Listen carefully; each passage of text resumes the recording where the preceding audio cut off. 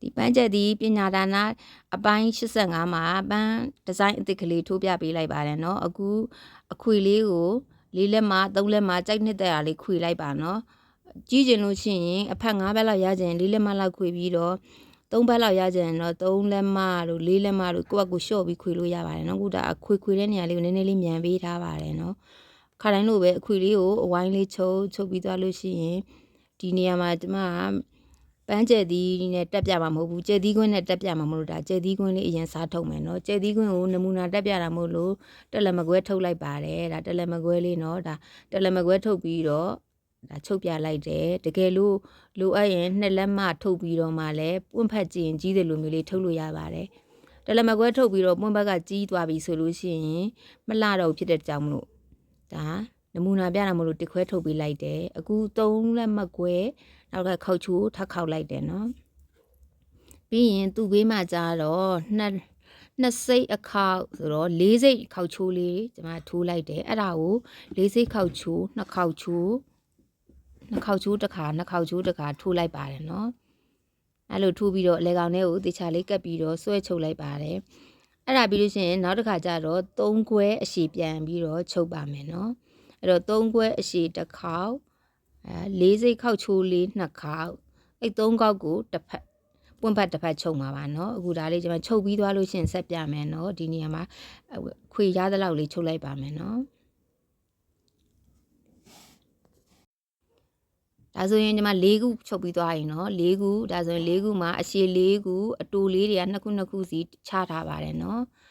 ချထားပြီးသွားလို့ရှိရင်ဒီမှာပိုးတဲ့ကျိုးရှိတယ်အဲ့ဒါကိုလည်းအပေါ်မှာအခွေလေးတင်ပါနော်ဒါမတင်သေးဘူးဒီမှာတင်မယ်အဲ့ဒီ2ခေါက်ချိုးလေးပေါ်မှာကျိုးလေးကိုယူပြီးတော့အသားလေးပူးပြီးတော့ကတ်ချုပ်လိုက်ပါတယ်ကတ်ပြီးချုပ်တဲ့ခါကျတော့သူအကုန်းလေးဖြစ်သွားရင်အထဲထဲမှာဝစ်ဆန်အဖက်ကလေး2ဖက်နဲ့အဲ့လိုပန်းမွေမျိုးလေးရပါမယ်နော်အခုအဲ့ဒါကိုပွင့်ဘက်4ဘက်ရှိတဲ့ကြောင့်မလို့4နေရာလုံးမှာပြန်ပြီးတော့တွဲချုပ်လိုက်ပါတယ်အဲ့ဒါဆိုလို့ရှိရင်ပန်းအဝိုင်းလေးတစ်ခုရပါမယ်အဝိုင်းအကြီးလေးကအပြင်ကကလေးတွေကအဝိုင်းအသေးလေးတွေနဲ့အဲ့ဒါမျိုး4ဘက်ပါတဲ့ပန်းမွေမျိုးရပါတယ်နော်ဒီနေရာမှာ3ခွဲထုတ်ထားတဲ့ကြောင့်မလို့အပြင်ဖက်ကြီးကပိုးနေပါတယ်နော်အဲ့ဒါလေးကကျွန်မထပ်ပြီးတော့နောက်တစ်ဆင့်တက်ပြပါမယ်နော်ဒါလေး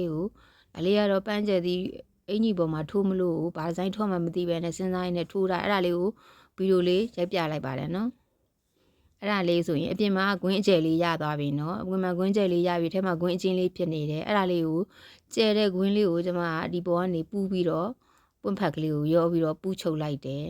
်ပူးချလိုက်တော့သူကအဲ့ဒါလည်းပိုနေအောင်မှဖြစ်တဲ့ကြောင့်မလို့အဲ့အလဲကောင်တက်တက်ကနေခောက်ချိုးလေးပြန်ချိုးချလိုက်တယ်ဒါ2စိတ်စာလောက်ပဲရှိတယ်နော်အဲ့ခောက်ချိုးလေးကိုပန်းအကုန်းလေးနဲ့တွဲပြီးတော့ချုပ်လိုက်ပါဒါဆိုရင်အချီဖြတ်ဆရာမလို့နော်အချီလေးတွေကိုယူပြီးတော့ပန်းအလဲလေးကိုတွဲပြီးတော့မှဆက်ချုပ်သွားလို့ရတယ်ဒါမှမဟုတ်ဖြတ်ချင်တယ်ဆိုလဲတစ်ခုချင်း4ဘက်4ခုဖြတ်ပြီးတော့မှလိုက်တွဲလို့ရတယ်နော်ဒါမျိုးကိုကျွန်မ4ခုလုံးတွဲပြပေးမှာဒါမျိုးပန်းဝင်လေးကို4ခုကြိုင်ရင်လည်း4ခုထိုးလို့ရတယ်5ခုကြိုင်လည်း5ခုထိုးလို့ရပါတယ်နော်ဒီပန်းလေးကိုနမူနာကျွန်မထိုးတာပါတကယ်တမ်းကျတော့အင်ကြီးပေါ်တင်တော့ဒီပုံမထွက်လာပါဘူးတခြားပန်းဒီဇိုင်းပုံအသစ်ထွက်လာပါတယ်ပန်းဒီဇိုင်းကတကယ်တစ်မျိုးထွက်သွားတာပါเนาะအဲ့ဒါဆိုလို့ရှိရင်ကျွန်မပန်းအင်ကြီးလေးကိုလည်းနောက်တစ်ခါကျရိုက်ပြပေးပါမယ်ပြီးရင်အဲ့ပန်းဒီဇိုင်းအသစ်ကိုလည်းထိုးပြပေးပါမယ်တကယ်တော့ပန်း4ဘက်ကလေးထိုးမယ်လို့ပြောပြီးတော့ဒီပန်းလေးဒီဇိုင်းကိုလည်းစဉ်းစားပြီးတော့ထိုးလိုက်တယ်တကယ်တော့အင်ကြီးပေါ်မှာကျတော့အဲ့ပန်းပုံစံမထိုးဖြစ်ပါဘူးတခြားပန်းအသစ်ဖြစ်သွားပါတယ်ပန်းအသစ်ဖြစ်သွားတဲ့ကကျပန်းအသစ်ကတက်တစ်ခုပြတော့အဲ့ဒါလေးကိုလည်းတကယ်လို့အင်ကြီးပုံလေးရိုက်ပြပေးရင်လည်းနောက်မှာသင်တဲ့ဗီဒီယိုလေးလည်းဆက်ပြီးတော့ရိုက်ပြပေးပါမယ်เนาะအခုဒါကျွန်မ4ခုเนาะ4ဘက်မှာအပေါ်မှာခောက်ချိုးလေးတွေပါတဲ့ဟာလေးအဲ့ဒါကို3ခွဲ3လက်မကိုကြိုက်တဲ့လူတွေအပေါ်မှာခွေလို့ရတယ်ခွေကြီးတက်ရင်တော့4လက်မခွေလိုက်ပေါ့เนาะခွေပြီးတော့အလဲကောင်ကနေမိုင်းလိုက်မယ်ဒါဆိုရင်တော့ပန်းလေးတစ်ခုရပါပြီเนาะဒါမျိုးလေးကတော့ကိုယ်လည်းမထိုးဘူးပန်းပုံစံလေးလည်းကြိုက်တယ်ဆိုရင်တော့လိုက်လို့ကြည့်ကြပေါ့เนาะဒါအခုလက်ရှိရတော့ကျဲသီးကွင်းပါတဲ့ဟာမူရင်းအင်ကြီးကလည်းကျဲသီးကွင်းလေးနဲ့သူကပစင်းထုတ်သီးနဲ့တက်မယ်ဆိုတော့ဒီပုံလေးကိုစဉ်းစားတာပေါ့เนาะတကယ်တော့အင်ကြီးပေါ်မှာရောက်တဲ့ခါကျတော့အဲ့ထက်ပို့ပြီးတော့ကြီးတဲ့ပန်းလေးရကျင်တယ်ဆိုပြီးစဉ်းစားရင်းနဲ့ပန်းပုံစံပြောင်းသွားတာပါပြောင်းတဲ့ပုံလေးနဲ့နောက်ရက်ကျရင်ဗီဒီယိုလေးလည်းတင်ပေးမယ်ပန်းမွေထိုးတာလေးလည်းအားရင်တင်ပေးပါမယ်ဒီပန်းလေးကတော့သူကကျိုးလေးတော့နည်းနည်းလေးတော့ပိုးပြီးတော့ကုန်ပါဒါကူကျိုးတစ်ချောင်းနဲ့ကျွန်မရအောင်ထိုးထားတာဆိုတော့လေသူကပန်းက ပန်းမွင့်ဆိုင်၄ဘက်လုံးပါအောင်ရဲ့အပေါ်အခွေရဲ့ဆိုရင်တကယ်ဆိုပစင်းကောင်းစီထိုးမယ်ဆိုရင်ဒီတက်ပို့ပြီးတော့ကျိုးကလည်းကုန်ပါနော်ကျိုးရှည်လေးနည်းနည်းကျိုးရှည်တဲ့ပုံစံလေးဆိုပို့ပြီးဆင်ပြပါတယ်ဒီအင်ကြီးကကြတော့သူက Blandino ပိုးကို